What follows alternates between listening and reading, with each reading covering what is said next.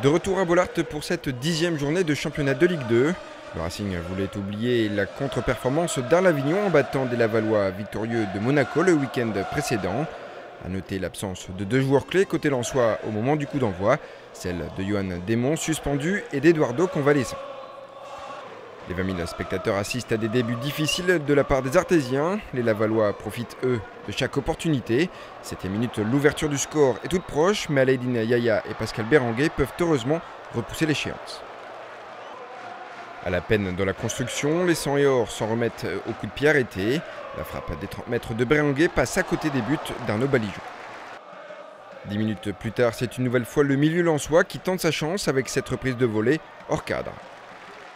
Hors cadre comme la frappe de Pierre Ducasse à la 28e minute, suite à cette récupération de Shaoki Ben Saada. Lointaine, tendue et osée, cette tentative n'inquiète pas vraiment le portier lavallois.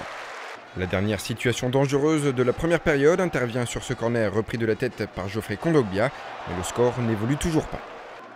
Quelques secondes après la reprise, Gimbert teste la vigilance de Mickaël Fabre.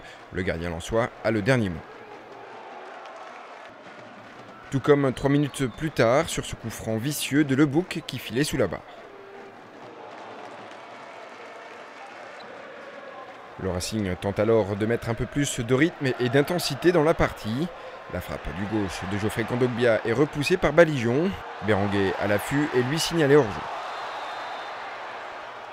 Les hommes de Philippe Insberger restent menaçants et le Racing pas au mieux est toujours hésitant. Le stade lavallois en profite à l'image de ce tir de Gamboa que Mickaël Fabre détourne. Sur le corner, Gimbert est à deux doigts de trouver la faille, mais sa tête est une nouvelle fois repoussée par le gardien artésien. Jean-Louis Garcia procède à des changements. Ali Matlouti, fraîchement entré, bénéficie d'un bon relais de David Paulet. Sa tentative de sombrero est touchée de la main par Talmont. Monsieur Hussey aurait pu ou aurait dû signaler un pénalty. La rencontre est une même pauvre en action de but. La dernière est à mettre au crédit des visiteurs. Gamboa touche le poteau de façon involontaire sur ce centre-tir. Pas de but marqué dans ce lance-Laval. Les deux équipes se quittent sur ce résultat nul. Le public de Bollaert peut pour le coup être mécontent.